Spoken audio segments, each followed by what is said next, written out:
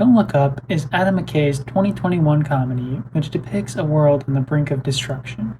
A few scientists from Michigan State discover an asteroid about to destroy the planet, and the film follows them as they try to warn the government and the world about the crisis getting ready to unfold. McKay has made both great comedies and insightful commentary about American society, but in my opinion, Don't Look Up really misses the mark when it comes to satirizing America in the 21st century. Granted, it's much harder to make a satire now than it was a few decades ago with how crazy the world has become, but there are still ways to do it. So today, I want to talk about why this movie didn't work for me and how I think it could have been a better, more effective satire. I know this movie is very divisive, so it is important to say that this is just my opinion, so whether you agree or disagree, I'd love to see your thoughts on it in the comments. To start, I don't think this movie is completely irredeemable, and there are a lot of things I do like about it. Some parts of it were hilarious, and some of the characters are very well written. But it's important to make a distinction between comedy and satire. Satire is defined as the use of humor, irony, exaggeration, or ridicule to expose and criticize people's stupidity or vices, particularly in the context of contemporary politics or other topical issues. While Don't Look Up does humor its audience by making fun of the government, the media, and pretty much every American citizen, it doesn't succeed in exposing something to the viewer that they don't already know.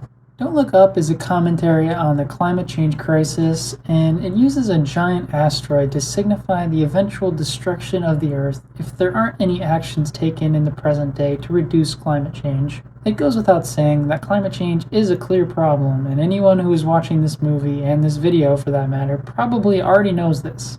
It feels like the movie is talking down to you when it is not subtle at all in its messaging, and when McKay is literally going on Twitter and spelling out his exact intentions behind the film. So how could Don't Look Up better succeed at satire?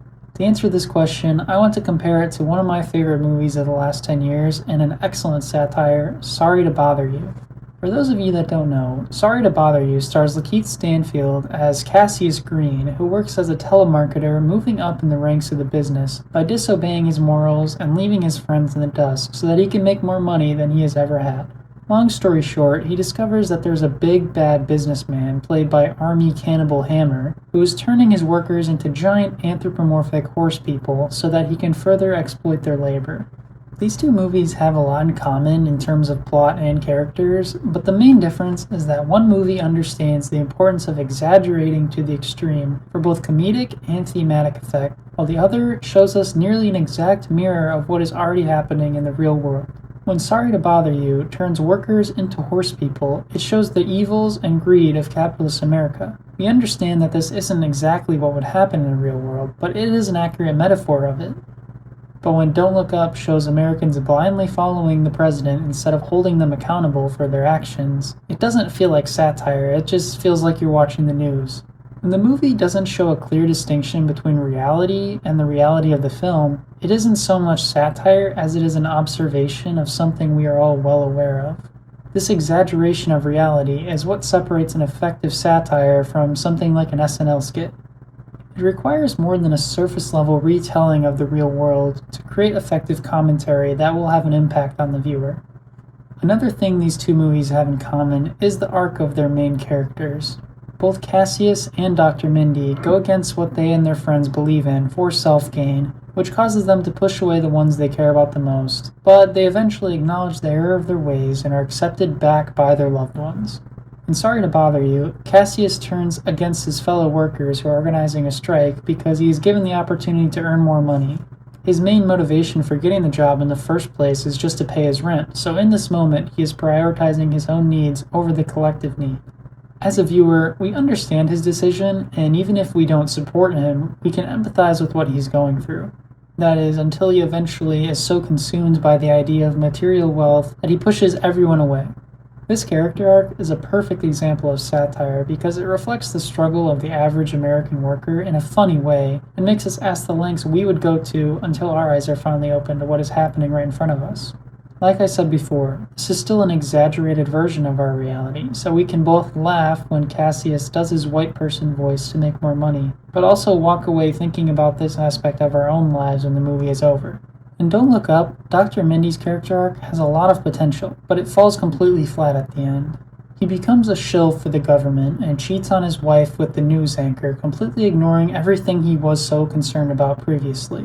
Like the lives of his family and the entire planet.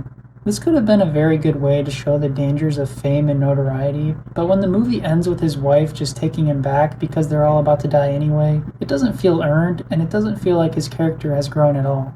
When Cassius is taken back by his girlfriend, we know that he has learned the importance of selflessness and has grown as a character. Dr. Mindy's arc could have been handled in a very similar way if this was a different movie, but since there is so much happening all at once, there is no closure whatsoever, and no room to give a meaningful message about the consequences of his actions that the viewer could reflect on. So what would I change about Don't Look Up to make it a better satire and a more cohesive movie as a whole? I don't think there is an obvious, straightforward solution because this movie has many other issues with pacing and editing, but at the very least, I think it could have been organized in a better way to deliver a meaningful message to its audience. First of all, I don't think a meteor is a good metaphor for climate change because it fails to highlight the fact that it is a systematic issue and not just the fault of a few rich people. Don't get me wrong, rich people are the main cause of climate change, but it's because they control our government and the society we live in, which is only partially shown in the movie.